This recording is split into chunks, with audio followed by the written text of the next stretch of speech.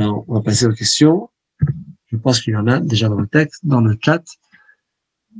Aujourd'hui, l'homme et la femme vivent déjà en couple, ensuite le couple désire se marier. Est-ce que selon la Torah, le mariage serait valide? Très bonne question. Ça arrive malheureusement de plus en plus. Il y a une personne qui m'avait posé la question la semaine passée. Il m'a dit, je comprends pas pourquoi certaines personnes font de la bar mitzvah une si grande fête et du mariage, ils font une petite fête. Alors, je te dis, très bonne question. Dis-moi. Il m'a dit, parce que ce qui ramène la simra, ce qui ramène la joie, c'est le panim hadashot. C'est le nouveau visage. Et quand il y a une personne que vous voyez tous les jours, alors, des fois, on apprécie moins. Mais quand on voit, après longtemps, on voit Vendécy qui vient au Rabat Seter, même si c'était pour un petit moment, ça amène une grande joie. Alors, c'est écrit dans la que lorsqu'on voit un nouveau visage, ça amène une joie spéciale. Alors, cette personne lui a dit, écoute, c'est très simple. Un juif qui n'a pas l'habitude d'aller à la synagogue, si un jour il va à la synagogue, pour lui, ça c'est quelque chose de nouveau. La nouveauté le ramène une joie particulière. Ah, finalement je vais à la synagogue, finalement je vais mettre le téfilin. Mais cette même personne-là, hein, peut-être il était déjà avec sa femme pendant 2 ans, pendant 3 ans, pendant 5 ans. Et donc le mariage, il y a quoi de nouveau le jour du mariage? Il n'y a rien de spécial qui se passe le jour du mariage. Pour eux, ils étaient déjà ensemble pendant plusieurs années. C'est pour ça qu'ils font pas du mariage une si grande fête. Ça c'est juste le côté rigolo de la chose. Mais dans l'absolu, oui, on peut se marier. Est-ce que c'est la chose juste à faire? Non. Tout d'abord, il faut avoir une relation de mariage et ensuite on peut être ensemble. Tout d'abord, il faut faire l'acte à la rique. Mais si la personne a fait à l'envers, tout d'abord, ils sont ensemble. Et bien sûr, le plus tôt possible qu'on peut faire l'acte à la rique de mariage, il faut le faire. Et deuxième question, qui rédige la ketouba? Alors la ketouba, le rabbin qui officie le mariage, c'est lui qui va gérer et qui va s'assurer que le texte il est bien fait. Alors, halachiquement, c'est la responsabilité du khatan. Donc c'est le marié qui a l'obligation de prévoir la ketouba pour la donner à la femme, parce que c'est lui qui donne à la femme, donc c'est pas la femme de l'écrire. Donc c'est lui qui doit le faire. Alors s'il y a des frais qu'il faudrait couvrir pour rédiger, l'imprimer, c'est aux frais pour le marié.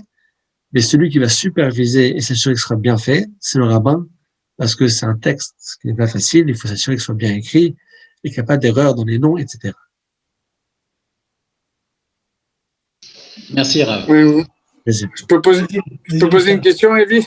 Oui. Vas-y, grand plaisir, on attend que ça. Alors, toujours dans le même ordre d'idée, un couple qui a un enfant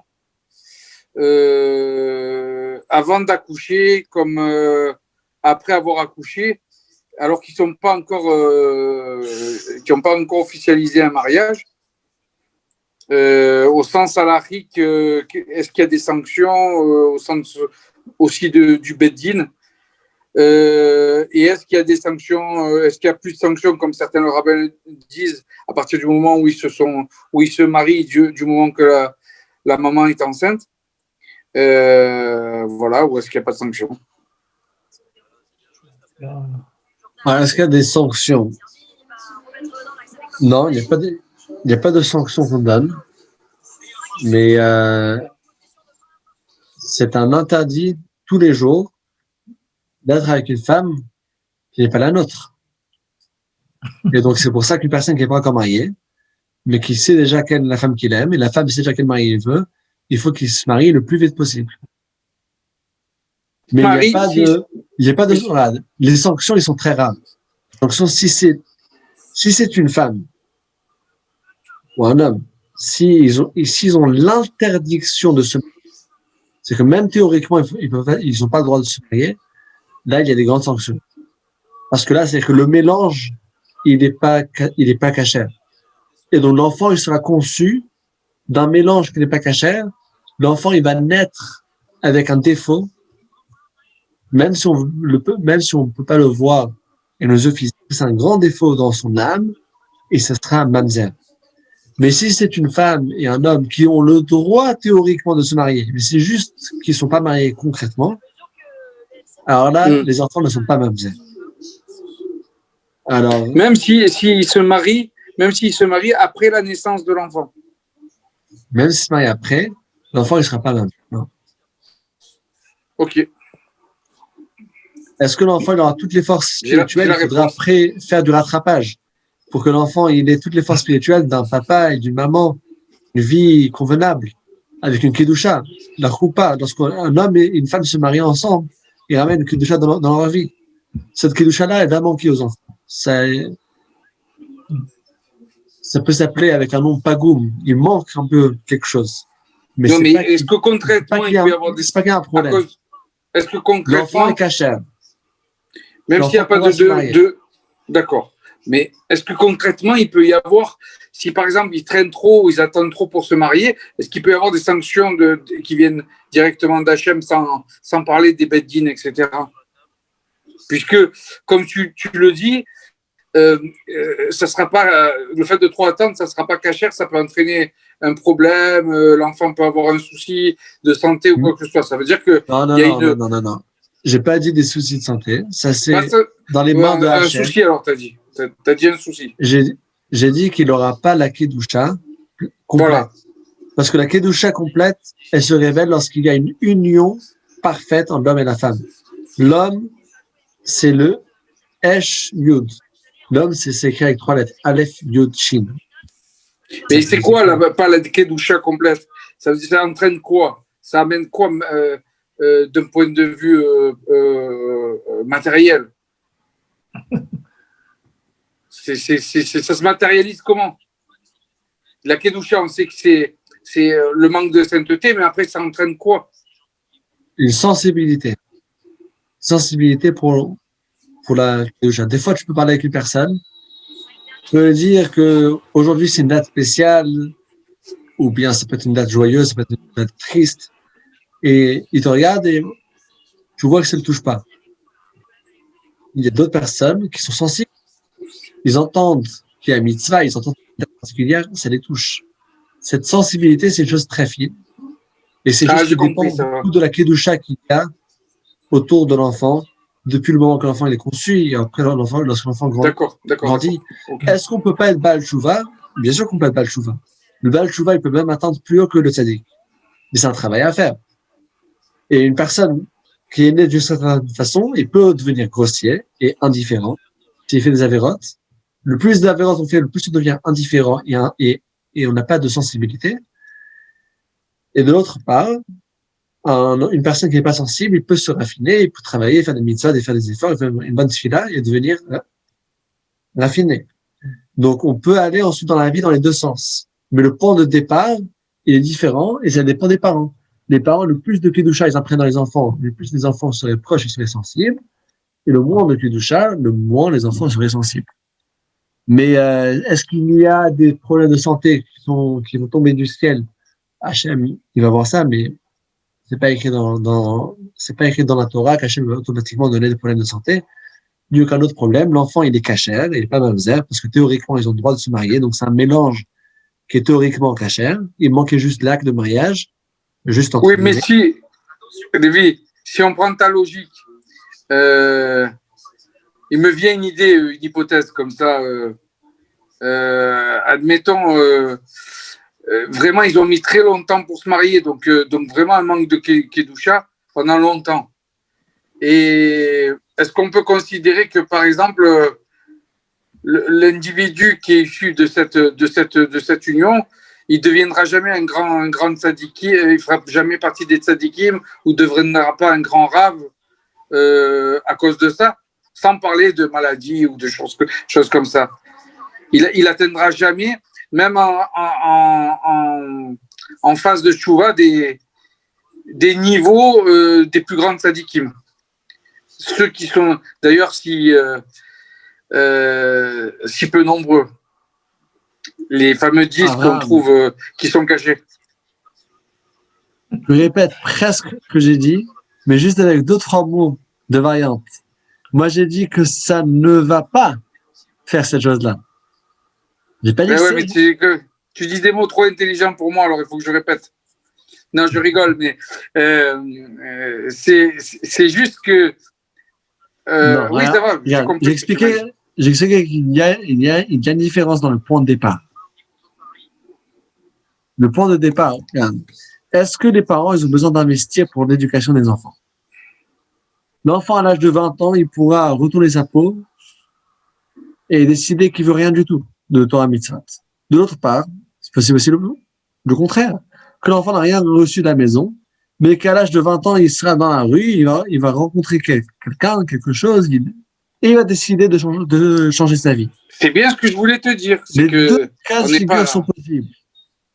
Et là, j'ai parlé de façon grandiose, genre de changer sa vie, dans le côté pratique de l'action, mais ça peut être aussi de changer ses traits de caractère et sa sensibilité spirituelle. Une personne, il peut changer. Rappelons-nous qu'on avait dit. La teshuva, elle est possible à 100%, qu'il y ait un doute à personne. La teshuva, elle est possible, elle est promise dans la Torah, et c'est possible pour le Baal Teshuva d'atteindre les niveaux les plus hauts. Maintenant. Rappelons-nous qu'on avait dit que David Ameller, il était issu il y avait une Avera et pourtant il est devenu l'un des plus grands tzaddiks de toutes les générations. Et il y en a eu plusieurs comme lui. Alors, une Avera, pas forcément, non, parce que la Gemara nous dit que celui qui pense qu'il a fait une Avera, il se trompe dans l'histoire. L'histoire, c'est une histoire qu'il faut mieux la comprendre. Mais il n'y a pas eu d'Avera. Maintenant, ce que j'ai dit, c'est le point de départ. Nous, on fait le meilleur, regarde. Et est-ce que personne va dire que mon fils, je ne vais pas l'envoyer à l'école, je ne vais pas l'apprendre les mathématiques ni le français, je ne vais rien enseigner, parce que de toutes les façons, mon fils,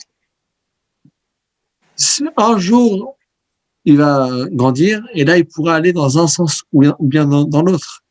L'enfant, lorsqu'il aura 18 ans, il pourra décider, je jette tout à la poubelle et je vais investir dans un business qu'il n'a pas besoin de réfléchir, et il va tourner ses pouces toute la journée, il va juste faire un peu de business, ou bien il va juste un peu marchander sur la place du marché, il va acheter un tapis, vendre un autre tapis. Est-ce qu'un parent se dit ça, ou un parent dit non, moi je vais donner les meilleurs ustensiles et les meilleurs moyens pour mes enfants. Pour que mon enfant ait un point de départ fort et une avance. Bien sûr, on veut tous le meilleur pour nos enfants, et donc ça a plus forte raison dans le côté spirituel. C'est pour ça qu'on fait le maximum qu'on peut dès le mariage, ensuite dès la conception de l'enfant, et dès que l'enfant est né.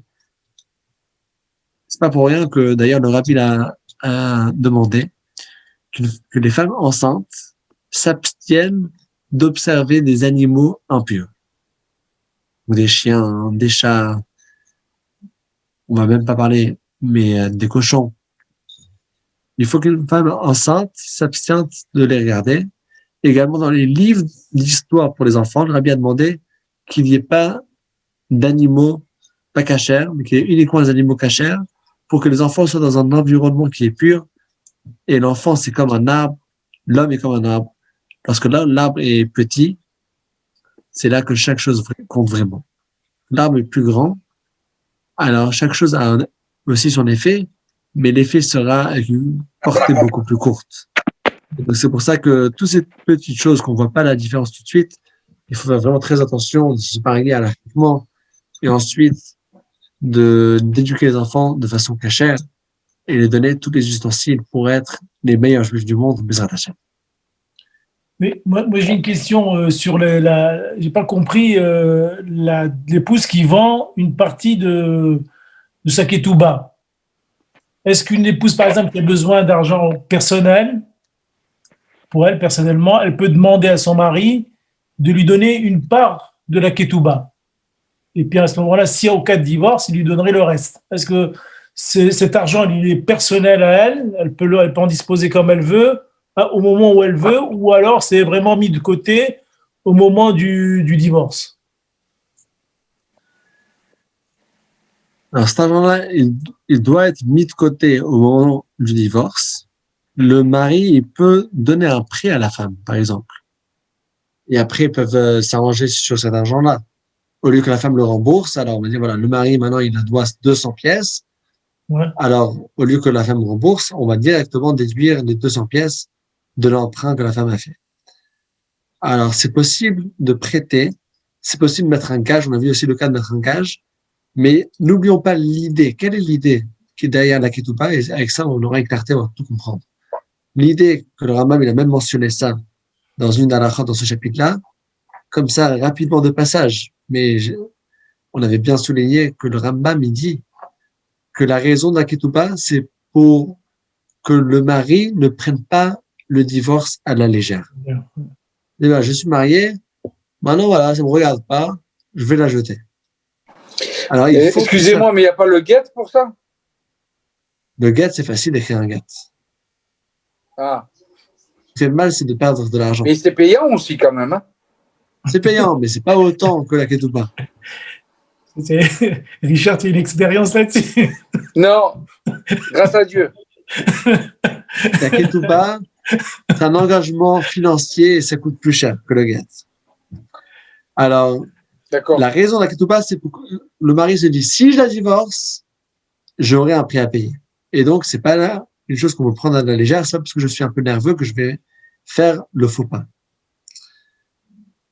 Alors, elle décide de vendre la ketouba à quelqu'un d'autre. C'est ce que vous avez expliqué dans à quelqu'un d'autre. Ouais, et là, dans ce cas, si le mari va divorcer la femme, il devra payer à quelqu'un d'autre.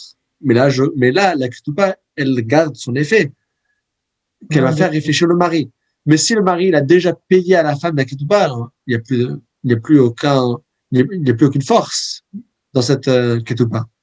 Le mari se dit, de toutes les façons, j'ai déjà payé à ma femme. Par contre, le mari, il peut prêter à la femme, oui. Et après, on fait un calcul. Mais à ce moment-là, c'est le moment qu'il doit divorcer la femme, c'est là qu'il va perdre l'argent. Parce que c'est là qu'il va renoncer au prêt. Il peut prêter, il peut donner des gages à la femme, il peut tout faire. Mais l'essentiel est que l'obligation et le paiement va se déclencher après le divorce. Et là, la ketouba, elle a tout son sens. D'accord. Okay. Merci. Plaisir. Donc, Chazak Baruch, on voit comment Hachem, il veut que les mariages soient forts et soient costauds. C'est pour ça qu'on a instauré la oui, parce que le guet, c'est le guet-apens. Et donc, c'est l'importance de rester ensemble. Ça dépend du tarif. Et avec Akadosh Baruch aussi, on est marié avec Hachem. La façon comment on traite notre conjoint, c'est la façon comment on sera traité par notre conjoint, par Akadosh Baruch. Mida, donc c'est très important le Shalom Bayit. Voilà, alors des deux côtés, il faut réfléchir. Des deux côtés, oui. Mais chacun doit regarder sur son côté. Parce que si chacun va regarder juste le côté de l'autre, on ne va jamais rien régler de Shalom Bayit. À chacun son tour. Chazak Baruch et à demain soir, si Dieu veut. Chazak Baruch. 21h, Chazak Baruch, Rabbi Yaakov, qui est toujours là de service. Vous savez quand Yaakov, il travaille toute la semaine sur le shiur de lundi. Il est là, Yaakov. Yaakov. Depuis, il est dans la case à côté. La relance et faire le plus grand shiur de la vie. Et jusqu'à après faire des résumés. Croyez-moi que ce résumé-là, c'est un résumé qui comprend tout le shiur dedans, avec un concentré de concentré, ça prend des heures à l'écrire. Et je pense que jamais il est remercié assez. C'est vraiment incroyable le résumé. Chazak à toi, Lévi. Chazak Baruch Yaakov. Que des bonnes choses. Il y a l'orateur aussi qui est bon. Hein. Ça vous fait plein de plaisir, que du plaisir. Il y a celui qui écrit, je ne sais plus comment on l'appelle, et puis il y a l'orateur aussi. C'est Lévi qui est bon aussi. Hein. Chazak Baruch. Il y a aussi celui qui pose des questions, Richard. Richard, non, j'entendais pas. J'entendais pas, là, ça coupait le son, c'est pour ça. Tu disais quelque chose ou pas? Je disais, il y a celui qui écrit et il y a aussi l'orateur qui est bon.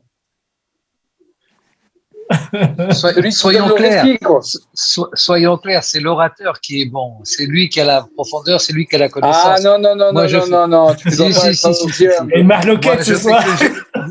Il y a le contradicteur, en fait. Non. Je fais que de résumer tout ça. Bravo à tous les deux, c'est mieux. Non. Rabbi Lévi, il faut trancher, là, il faut trancher. Je suis le gars d'avant, j'ai mon intérêt.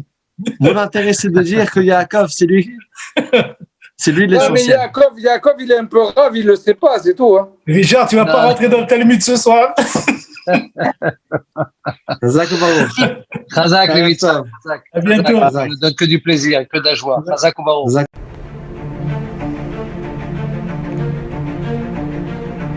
Et si connaître toute la Torah était possible, plongez-vous dans les joyaux de la Torah. Étude du Rambam, le Maïmonide, cours de qualité par des rabbins francophones aux 4 coins du globe. Un chapitre chaque jour, à raison de 20 minutes, pour finir en moins de 3 ans l'apprentissage de la Torah. Relevez le challenge, tous les soirs en direct à 20h30 ou 21h30 heure israélienne. Nos cours sont accessibles à tout moment, YouTube, Facebook et sur notre site torah24.com.